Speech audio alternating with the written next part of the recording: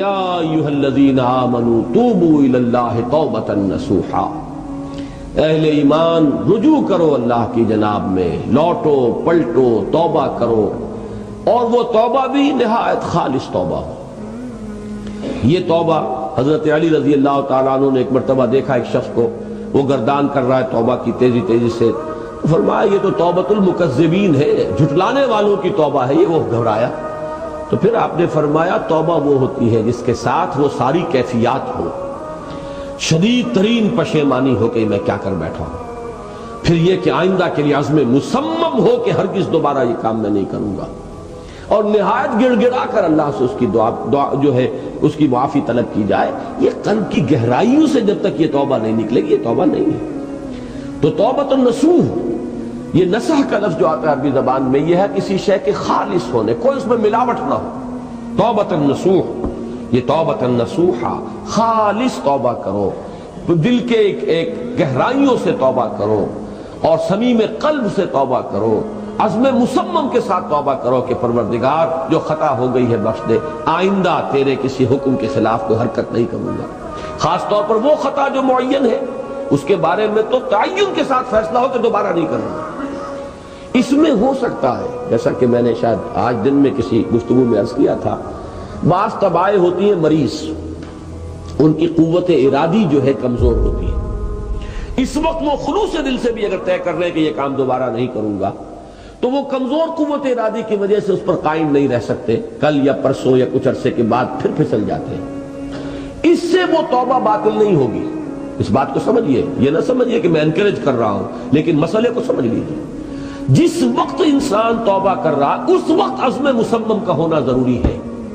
اب یہ اللہ جانتا ہے ہمارے دل کے اندر کے حالات کو، ہماری کیفیات کو، اگر اس وقت عزم مصمم ہے تو توبہ صحیح ہو جائے گی، پھر اگر خطا ہو گئی پھر توبہ کرو، پھر خطا ہو گئی اور پھر توبہ کرو۔ بازا بازا ہر چہ ہستی بازا، در کافر و گبر و بت پرستی بازا، ای درگہ ماں درگہ نومیدی نیست، صد بار اگر توبہ شکستی باز آ، اگر 100 مرتبہ بھی توبہ ٹوٹ گئی ہے کوئی پرواہ نہیں، جب تک یہ زندگی کا تسلسل چل رہا ہے، معلم یغرغر، جب تک کہ وہ گھنگرو نہیں بولا ہے آ کر حلق میں، اور نزع اور جان کندنی کا عالم شروع نہیں ہو گیا ہے، اس وقت تک توبہ کا دروازہ کھلا ہوا ہے۔ لیکن جس وقت توبہ کر رہا ہے آدمی، اب یہ آدمی اپنے آپ کو دھوکہ دے لے گا تو دوسری بات ہے، لیکن اللہ جانتا ہے، اس وقت اگر عزم مصمم ہے تو توبہ درست ہو جائے گی۔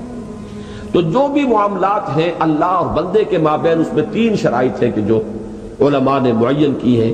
ایک حقیقی پشیمانی، وہ پشیمانی جس کے لیے اقبال کا وہ شعر بہت مشہور ہے جو انہوں نے نوجوانی میں کہا تھا، اور داغ دہلی بھی اس مجلس میں موجود تھے جہاں علامہ نے یہ شعر پڑھا ہے، تو انہوں نے بڑی داد دی تھی کہ میاں اس عمر میں اور یہ شعر یعنی چشم بد دور، وہ یہ داد کا بڑا ایک یعنی بلیغ انداز ہے۔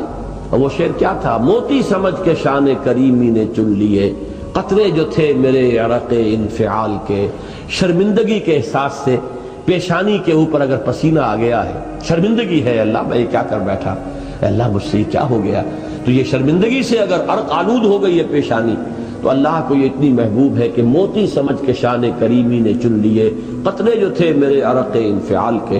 حدیث میں یہ مضمون آیا ہے، اللہ کو کتنی خوشی ہوتی ہے اپنے بندے کے توبہ سے۔ بائبل کی ایک سٹوری جو ہے دی پروڈیگل سن، وہ آپ کو یاد ہوگی کہ ایک شخص کے کئی بیٹے تھے، اکثر جو تھے سارے بڑے فرما بردار، بڑے عمدار، سعادت مند، کام کرنے والے، ایک تھا نٹکھٹ قسم کا شریر، وہ اپنی دولت بھی بٹوا کے لے گیا، پھر وہ بہت سال کے بعد آیا ہے تو سخت یعنی فقیری کے اور قلاشی کے عالم میں باپ نے واقعی سب سے توجہ ہٹا کر اپنی ساری محبت کا مرکز پھر اس بچے کو بنا لیا، اپنے بیٹے کو۔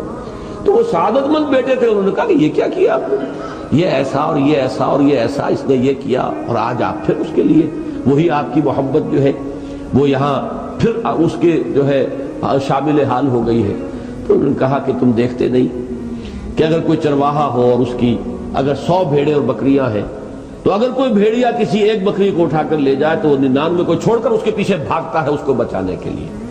جو میرے ہیں وہ تو ہے ہی ہے، جو مجھ سے دور چلا گیا تھا وہ اگر لوٹ کر آیا ہے تو در حقیقت یہ ہے میری توجہ کا اور میری محبت کا سب سے زیادہ مستحق۔ یہی معاملہ اللہ کا. یہ در حقیقت ایک پیرابل ہے، ایک کہانی ہے جس میں اللہ کی وہ شفقت جو ہے اپنے گناہگار بندوں کے جو شامل حال ہوتی ہے جب وہ توبہ کرتے ہیں، جس کے لیے حدیث میں آخری بات بیان کر دی گئی کہ تصور دیا گیا ہے کہ ایک لق و دق سے راہ میں ایک شخص سفر کر رہا تھا، ایک ہی اونٹنی سواری کی، اسی پر اس کا راشن بھی تھا، پانی بھی تھا. تھوڑی دیر کے لیے وہ ایک درخت کے سائے میں بیٹھا سستانے کے لیے، دھوپ کی تمازت سے بچنے کے لیے، تو ذرا بیٹھا بیٹھا اونگ گیا. اب جو آنکھ کھلی تو دیکھا کہ اونٹنی غائب ہے. اس کا سفر کا ذریعہ وہی، پانی اسی پر، راشن اسی پر، گویا کہ کل زندگی کا ذریعہ جو ہے وہ اونٹنی تھی اس کی. لق و دق سے رہا ہے، کہاں جائے؟ کہیں پانی نہیں، کچھ کھانے کے لیے نہیں. دیوانہ وار دوڑتا ہے دائیں بائیں ادھر ادھر اونٹنی کو ڈھونڈنے کے لیے، کہیں سراغ نہیں ملتا. تو وہ اب موت کے انتظار میں درخت کے نیچے آ کے بیٹھا ہے. مایوسی کی انتہا، موت کا انتظار کہ اچانک دیکھتا ہے کہ اونٹنی تو کھڑی ہوئی ہے. تو اب اس پر شادی مرگ کی کیفیت طاری ہوتی ہے. وہ کہنا تو یہ چاہتا تھا اللہ میں تیرا بندہ ہوں تو میرا رب ہے، کہہ یہ جاتا ہے کہ اللہ تو میرا بندہ میں تیرا رب ہوں. زبان لڑکھڑا گئی ہے اس خوشی کی شدت کی وجہ سے. تو حضور فرماتے ہیں کہ اللہ کو اپنے کسی گناہگار بندے کی توبہ سے اس سے بھی کہیں زیادہ خوشی ہوتی ہے. تو اس کو ذہن میں رکھیے، توبہ کا بڑا اونچا مقام ہے. ہمارے ہاں شرائط بھی سخت ہیں. 3 شرطیں وہ، ایک عزم مصمم، ایک پشیمانی، حقیقی پشیمانی. نمبر 2 عزم مصمم کہ اب دوبارہ نہیں کروں گا. نمبر 3 ایک مرتبہ ضرور اس کام کو چھوڑ دینا. یہ گویا کہ اس کے عزم مصمم کا فوری ثبوت ملنا چاہیے. کچھ دنوں کے بعد پھر کہیں جذبات کا رحلہ آئے، کوئی اور خطا ہو جائے، بات دوسری ہوگی. اور جو حقوق العباد کا معاملہ، اس میں 4تھی شرط اور ہے. اس لیے کہ حقوق العباد کی کوتاہی جو ہے اللہ تعالیٰ معاف نہیں فرمائیں گے.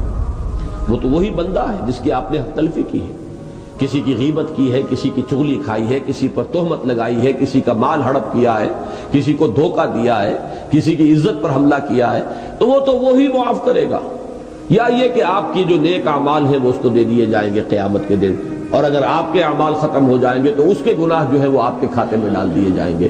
بہرحال جو 4تھی شرط ہے حقوق العباد کے معاملے میں کوتاہی میں توبہ کی، وہ یہ ہے کہ آپ یا معاف ستا اٹھ کے کوئی نہیں خوش ہوتا،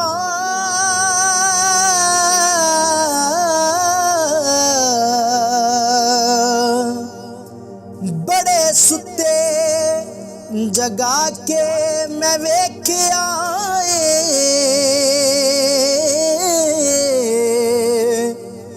کتے جیا نہیں کوئی وفادار ڈٹھا، تے ٹکر سکا بھی پا کے ویکھ آئے.